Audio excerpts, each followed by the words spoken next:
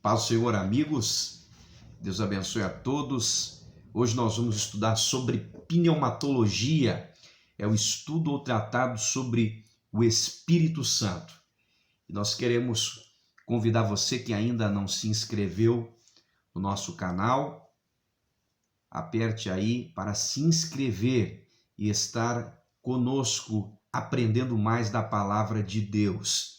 Eu tenho certeza que você será tremendamente edificado. Há muitos estudos dentro deste canal aqui e você poderá participar, estar aprendendo ainda mais da palavra de Deus. Amém? Pois bem, o Espírito Santo, diferente como muitos entendem, ele não é uma força misteriosa de Deus, ele não é uma energia, ele é uma pessoa. O Espírito Santo ele possui todos os atributos que compõem uma personalidade. Por exemplo, o Espírito Santo ele tem intelecto. Jesus vai dizer em João 14:26 que o Espírito Santo nos ensinará as coisas que ele tem dito. Então, se ele ensina, é porque ele tem uma capacidade de raciocínio. Ele é uma pessoa, ele tem intelecto. Observamos também que o Espírito Santo, ele tem vontade. Em Atos, no capítulo 3, versículo 1 ao 4, nós vemos que o Espírito Santo, ele vai chamar Paulo e Barnabé. A Bíblia diz que o Espírito Santo vai dizer: apartai-me a Barnabé e Saulo para a obra que eu vos tenho chamado.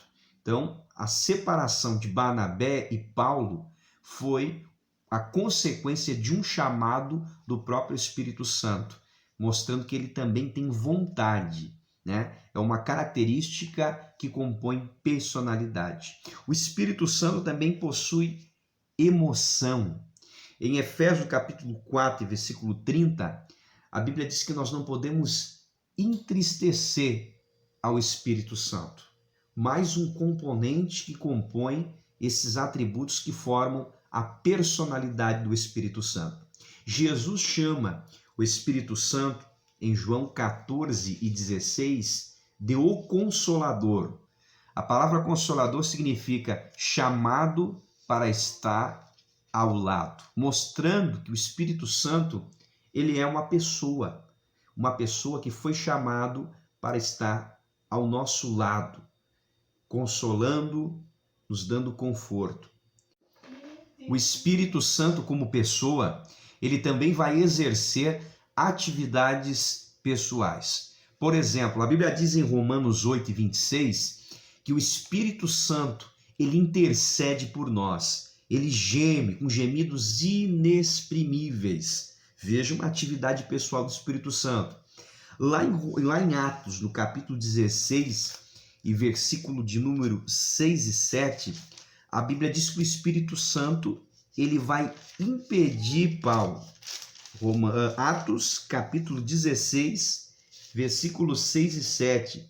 E passando pela Frígia e pela província da Galácia, fomos impedidos pelo Espírito Santo de anunciar a palavra na Ásia. Veja que o Espírito Santo vai exercer uma vontade, ele vai ordenar mais uma característica que mostra a sua atividade pessoal. O Espírito Santo ordenando, impedindo Paulo de ir pregar o evangelho lá na Ásia. Nós vemos também na Bíblia o Espírito Santo ele exercendo o poder do ensino. A Bíblia diz que ele vai ensinar todas as coisas, como nós vimos anteriormente, para nós. Ele ensina, ele tem esta atividade pessoal. O Espírito Santo também, ele como pessoa, exercendo essas atividades pessoais, nós podemos também mentir ao Espírito Santo. Em Atos, no capítulo 5, versículo 3, a Bíblia diz que Ananias e Safira vão mentir ao Espírito Santo. E esse é o único pecado que não tem perdão dentro da Bíblia. Observe que também nós podemos entristecer, como nós vimos ali, por o Espírito Santo ser uma pessoa dotada de emoções, nós podemos entristecer o Espírito Santo de Deus. O Espírito Santo também, ele possui atributos divinos, mostrando que ele também faz parte da divindade. Por exemplo, a Bíblia mostra o Espírito Santo com um atributo da eternidade. Lá em Hebreus, no capítulo 9, versículo 14, a Bíblia diz: quanto mais o sangue de Cristo, que pelo Espírito eterno se ofereceu a si mesmo imaculado de Deus. Aqui nós vemos então um atributo do Espírito Santo demonstrando a sua divindade. O Espírito Santo, ele é eterno. Lá em 1 Coríntios, no capítulo 2 e versículo 9, primeira carta de Paulo aos Coríntios, no capítulo 2 e versículo 9, nós vemos aqui ver outro atributo que demonstrando a divindade do Espírito Santo. A Bíblia diz: mas como está escrito, as coisas que o olho não viu e o ouvido não viu e não subiu ao coração do homem, são as que Deus preparou para aqueles que o amam. Mas Deus nolas revelou pelo seu Espírito, porque o Espírito penetra todas as coisas, ainda as profundezas de Deus. Aqui nós vemos então que o Espírito Santo, ele é uma pessoa onisciente, atributo que somente Deus possui. Lá no Salmo 139, no livro de Salmo 139, nós vamos ver aqui outro atributo do Espírito Santo. Salmo 139, verso 7. Para onde escaparia do teu espírito, ou para onde fugirei da tua face? Se subir ao céu, lá tu estás. Se fizer a sepultura, a minha cama, eis que tu ali estás também. Aqui nós observamos mais um atributo divino do Espírito Santo. Ele é onipresente, ele está em todos os lugares. Lá no Evangelho de Lucas, veja que nós estamos aprendendo aqui sobre atributos divinos do Espírito Santo, demonstrando que ele é uma pessoa divina.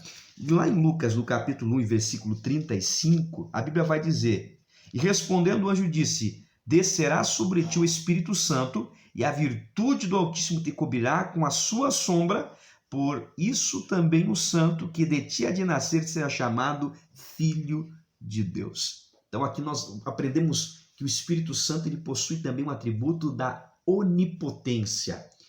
Esses atributos então revelam que o Espírito Santo ele é eterno. A gente vê que ele vai realizar obras divinas, obras que somente Deus pode realizar.